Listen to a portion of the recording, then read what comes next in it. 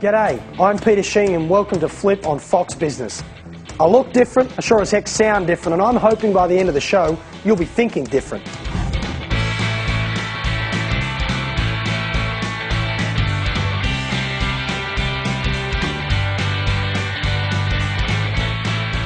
Business today requires new perspectives.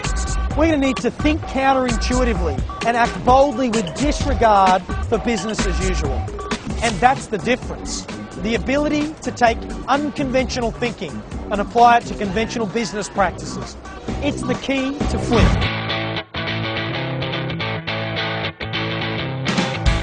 Massive study just got finished, not published yet, looking at who made the most money in the recent upswing, but didn't study what they did in the upswing, studied what they did in the last recession. Here is what they found, that the businesses, the brands that continued to innovate, to take risks and do cool new stuff, even when the market was getting pummeled, they nailed it on the upswing. No one will know the difference between a real Gucci bag and a fake Gucci bag. And she said, yes, they can. And I said, how? She said, stitching. I said, $1,450 worth of stitching. She said yes. You have at one level of a purchasing decision, the stitching.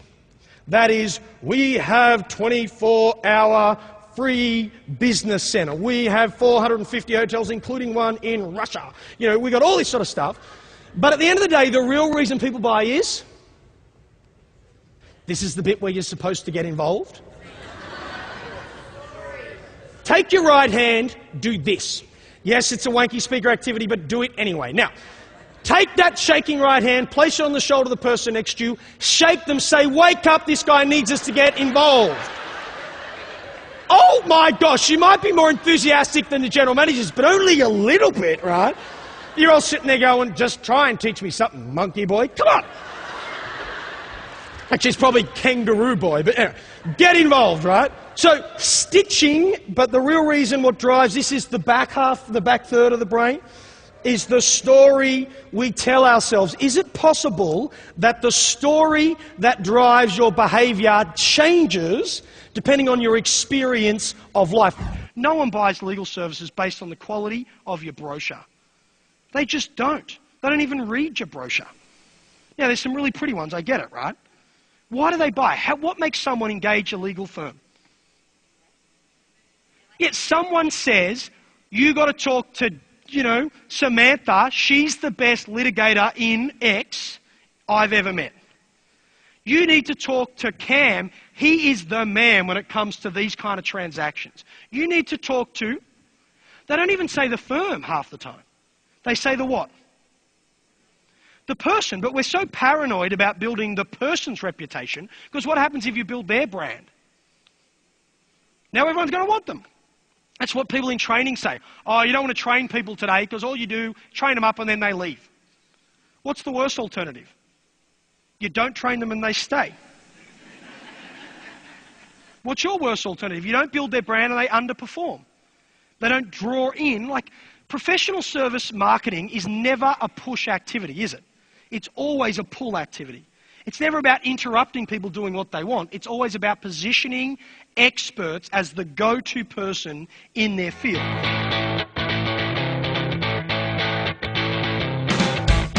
Your job as a manager, your job as a leader or as a recruiter, whatever, is to be able to adapt your behaviour to meet the needs of the perspective, whether it be cultural, generational, exactly as Fran says, and then to bring out of that diversity, the new idea, because it's in the cracks that the innovation happens. That is, it's in the differences, whether it be differences between silos, differences between cultural backgrounds. That's where the cool stuff happens. What is usually a market breakthrough, what is usually a, oh my gosh, how do we not, was started long before it was the obvious thing to think. Because everyone says, there's a lot of research out now about how smart crowds are and that crowds will figure out their way through traffic and that you shouldn't lay paths on a college campus because just lay grass and people will walk where the paths should be.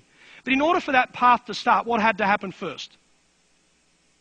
A trailblazer had to cut the path and go across the grass, right? To which someone noticed and followed, and then over a period of time, you wore a track. Crowds don't innovate. Industries don't innovate. They don't.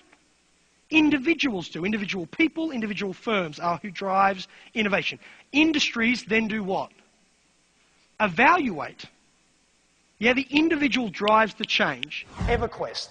Old game, not even that popular, but there are a minimum of 50,000 people playing that game right now. The average player plays 34 hours a week. People are like, oh my gosh, that's a full-time job. I know, they're doing it at their full-time jobs. And for some of them, it is their full-time job, because what they worked out is that some people take their online world so seriously that they take the real-world money they have in real-world jobs to buy online stuff. So these guys worked out they'd be better off having an online job, making online money, selling online money for real-world money. Now they make more real-world money in an online job than they made real-world money in a real-world job when they used to work for real-world people like you.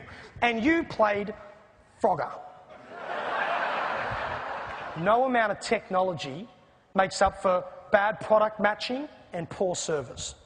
I've been going to conferences for 9 years. Technology is going to end the industry. We'll no longer talk to people. Rubbish, rubbish, rubbish, rubbish, rubbish. What technology does is support the service of our clients. If anything's going to matter in the future, it will continue to be the relationships that you build. The difference is that those relationships can be started and nurtured through technology. If I'm going to stay at a hotel that promises me that tomorrow, that tomorrow's an important day and that you understand that, aren't you just hoping I nail myself when I do that? If you're working for a brand that makes the promise that tomorrow is an important day, what are you basically telling me? Yes, that you understand the stress I'm going through in anticipation of a huge event, which might be a presentation, it might be a wedding, it might be that my sporting team is going to lose the net, whatever. And your job is to remove the complexity, that is, make it easy, simple, flowing, so all I have to focus on is my big day. Leaving a job, get promoted. Leaving that job, get promoted. Leave that job, get promoted. Leave that job, get promoted. Been there for 3 months, need a sabbatical. I'm going to San Diego or Mexico to surf, but hold my job open though for me, please. Come back, leave that job, leave that job, leave that job. Start my own brokerage, start my own advisory business. Now I'm the boss.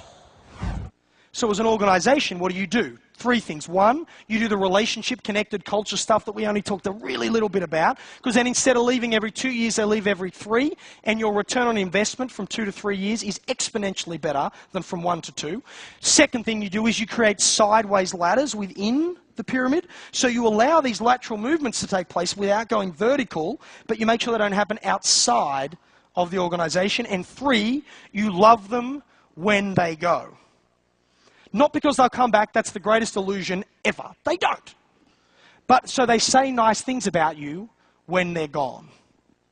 And the same principle would apply for these guys as customers, given they're fleeting between one brand and the next.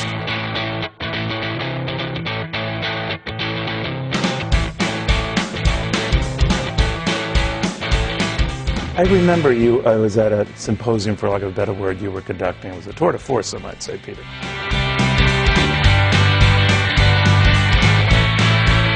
I'll see you on the flip side.